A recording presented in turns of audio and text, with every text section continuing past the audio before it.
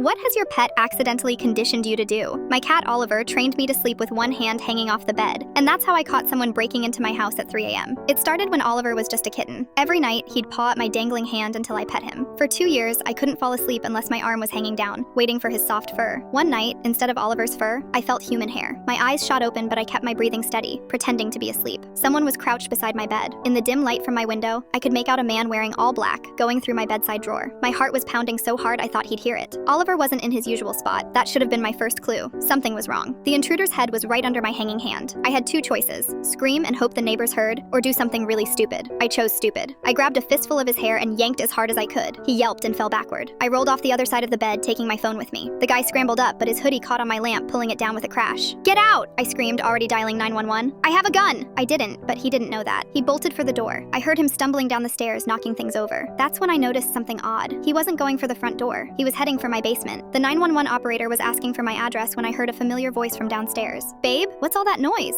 My blood ran cold. That was Greg's voice. Greg, my boyfriend of 8 months, who I'd given a key to last week. Greg, who was supposed to be on a business trip to Boston. I crept to the top of the stairs, phone still pressed to my ear. "There's someone in my house," I whispered to the operator. I think I know who it is." Greg's voice floated up again. "Damn it, Patrick, you were supposed to wait until she took her sleeping pills." My hand shook. Patrick, Greg's work friend who'd been over for dinner twice, who'd used my bathroom both times, right next to my bedroom where I kept my prescription sleep aids. They'd been casing my house, learning my routine. Greg knew I had a safe in my closet, knew that's where I kept my grandmother's jewelry, worth nearly $50,000. The operator was saying something about police being 4 minutes away. I heard drawers opening downstairs. They were looking for something. Then I remembered Oliver. He always slept under my bed. During all this chaos, he hadn't made a sound. I crouched down to check. There was Oliver, crammed against the wall, fur puffed up. Next to him was Greg's phone, open to a text conversation. "Found her sleep schedule. Takes pills at 11 p.m. Out cold by 11:30. Safe combination is 51, 24, 39. Clean job, in and out." I heard footsteps on the stairs. Greg's voice was closer now. "Babe, you okay up there?" I grabbed Oliver and locked myself in the bathroom. Through the door, I heard Greg's footsteps in my bedroom. "Come on out, sweetheart. Patrick's gone. It was just a misunderstanding." Police sirens wailed in the distance. Greg started pounding on the bathroom door. "Open up! We can talk about this!" Oliver hissed, something he'd never done before. A warning. I heard a metallic sound. Greg was trying to pick the lock. The sirens got louder. Red and blue lights flashed through my window. Greg's footsteps thundered down the stairs. The front door slammed. When the police arrived, they found my back door kicked in. Greg and Patrick were gone, but Greg's phone was still under my bed. Those texts led to 4 arrests. Turns out they'd robbed 6 other women the same way. Greg would date them, gain their trust, learn their routines.